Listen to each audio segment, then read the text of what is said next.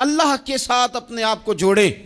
اگر اللہ کی مدد نصیب ہو، یہ جو ہم جتنا ڈرتے رہتے ہیں، سہمے رہتے ہیں، پریشان رہتے ہیں کوئی کیا کر دے گا، ہمارے ہاں نا ہر شعبے میں معاذ اللہ ایک مافیا ہے، الا ماشاء اللہ. وہ مافیا کہتا ہے میرے ساتھ ملو گے تو میں چلنے دوں گا، ورنہ میں نہیں چلنے دوں گا. مارکیٹ میں آ ہی نہیں سکتا فلانا بندہ، چونکہ یہاں ہمارا قبضہ ہے. اور میرے بھائی پھر بہت سارے لوگ جن کی نیتیں اور ارادے بڑے اچھے ہوتے ہیں شروع میں، وہ بھی اس مافیا کا شکار ہو جاتے ہیں اور ان کے رنگ میں رنگ جاتے ہیں. یاد رکھنا، کسی شخص کی بلیک میلنگ کا کبھی شکار نہ ہونا، کبھی کسی کی میٹھی اور مسجع مکفہ باتوں کا شکار نہ ہونا. کوئی کیا کر سکتا ہے اگر اللہ مددگار ہو تو؟ جس کو رب کریم اٹھانا چاہے اسے کوئی گرا سکتا ہے؟ ہم یہ ڈرے ڈرے سہمے پریشان فیصلہ کرنے کی طاقت نہیں، مجھے چلنا چاہیے کہ نہیں، اٹھنا چاہیے کہ نہیں، کرنا چاہیے. اٹھ باندھ کمر کیوں ڈرتا ہے؟ پھر دیکھ خدا کیا کرتا ہے. حضرت عبداللہ ابن عباس فرماتے ہیں میرے نبی پاک علیہ السلام نے میری تربیت فرمائی، حضور نے میری تربیت فرمائی.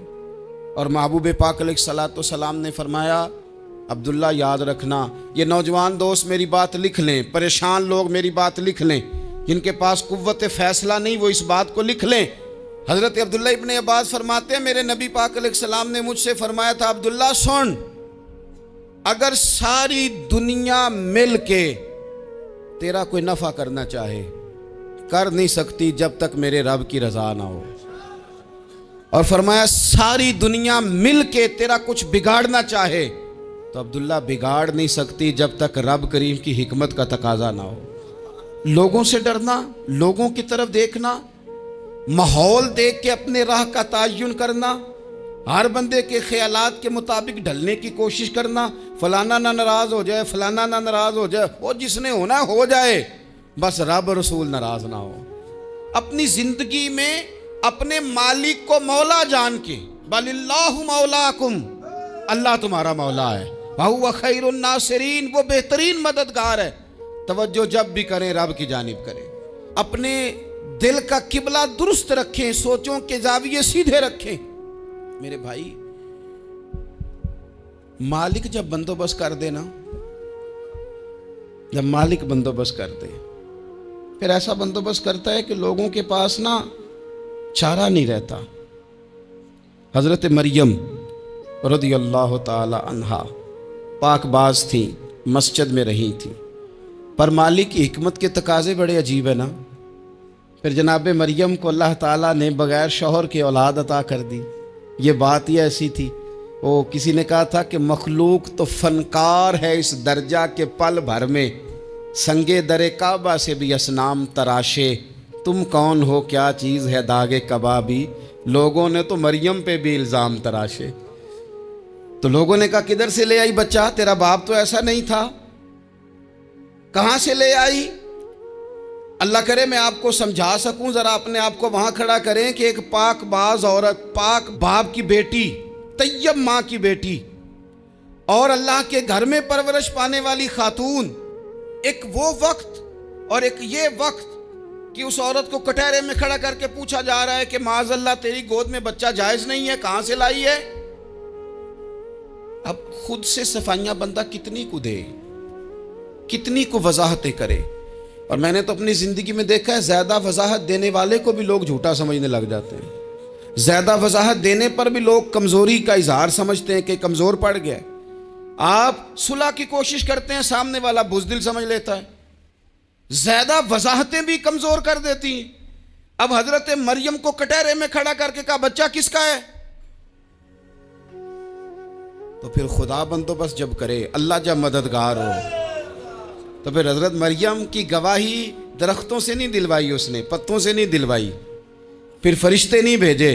حضرت مریم کہنے لگی مجھ سے نہ پوچھو، وہ جو پنگوڑے میں ہے اسی سے پوچھ لو، ان سے پوچھو نا وہ کون ہے، پوچھ لو ان سے، کر لو سوال. انہوں نے کہا پنگوڑے میں چند دنوں کا بچہ یہ جواب دے گا؟ مددگار تھا رب. ان کی برات کا اعلان کرنا تھا مالک نے، اور جب مالک اعلان کر دے، جب مالک تیری صفائی دینا چاہے، جب مالک تجھے دنیا کے سامنے نکھارنا چاہے، تو पंगूड़े में लेटे हजरत ईसा बोल के कहने लगे इन्नी अब्दुल्लाह आतानी अल किताबा, फरमाया मैं अल्लाह का बंदा हूं, रब ने मुझे किताब अता करके नबी बना के दुनिया में भेजा है।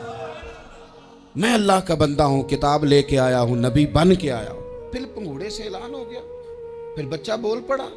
और ये एक दफा नहीं बात हुई, ये बनी इसराइल में एक जुरैज नाम के शख्स भी थे जो नमाज पढ़ रहे थे। बाज ने लिखा है नफल नमाज थी, अम्मा ने पुकारा तो आए नहीं, तो माँ के मुंह से निकल गया तू इतनी देर तक मरेगा नहीं जब तक किसी बेहया औरत का मुंह ना देख ले। तो वो इबादत गुजार थे, लेकिन लोगों ने उनकी इबादत, रियाजत, परहेजगारी को नहीं देखा। बस एक औरत को भेज के इल्ज़ाम लगवा दिया। वो औरत आया जाया करती थी, अब आ जाती हैं औरतें, मसला पूछने की नीयत से भी आ जाती हैं। माहौल में कुछ जगह ऐसी भी हैं जहां औरतें दम कराने के बहाने आ जाती हैं। वो खातून आती जाती थी उस खानकाह पे, आस्ताने पे, ये बुखारी में मौजूद है। फिर उसने कहा मेरी गोद में जो बच्चा है ये इन्हीं का है।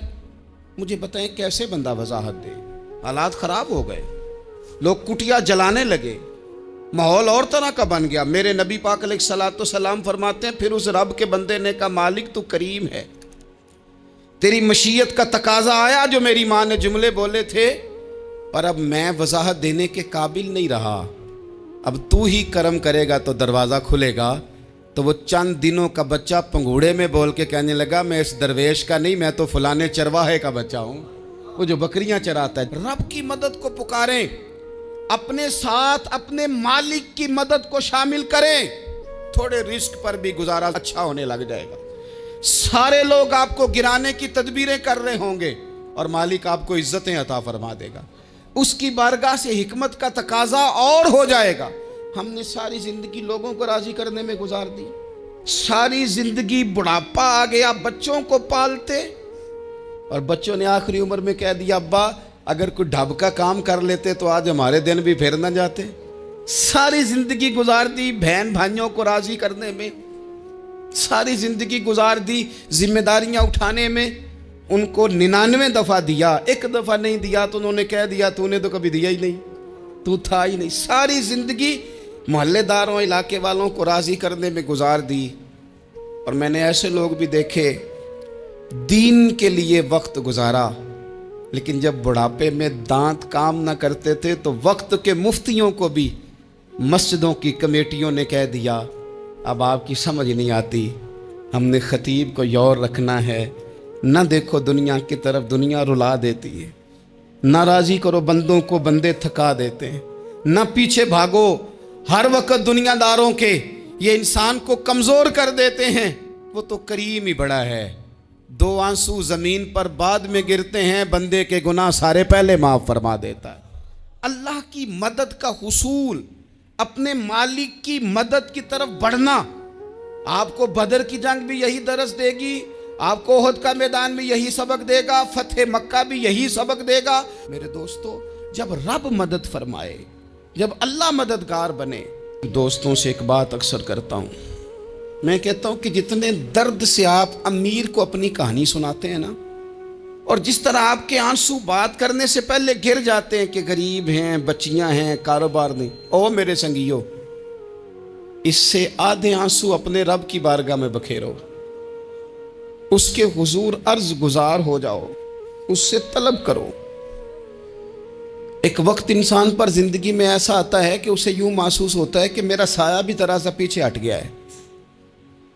उसे यूं लगता है कि मैं किसी सहारे पे हाथ डालता हूं तो वो भाग जाता है मुझसे। लेकिन मालिक की बारगाह ऐसी अजीम बारगाह है, रब रसूल के आस्ताने इतने बड़े हैं कि आप जब वहाँ कशकोले तलब दराज करते हैं तो झोली फैलाने में देर लगती है, उनको भरने में तो कोई देर नहीं लगती।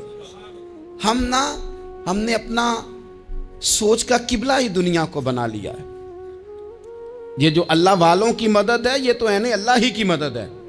लेकिन ये जो सेठों की तरफ तवज्जो करना, नवाबों की तरफ तवज्जो करना, दुनियादारों की तरफ तवज्जो करना और अपना मिजाज इस तरह का बना लेना, यारो गर्दन को झुका देता है खैरात का पत्थर, जहां में मांगने वालों के सर कभी ऊंचे नहीं होते। اور اقبال کہتے ہیں غیرت ہے بڑی چیز جہان تگو دو میں، پہناتی ہے یہ فقر کو تاج سردارا۔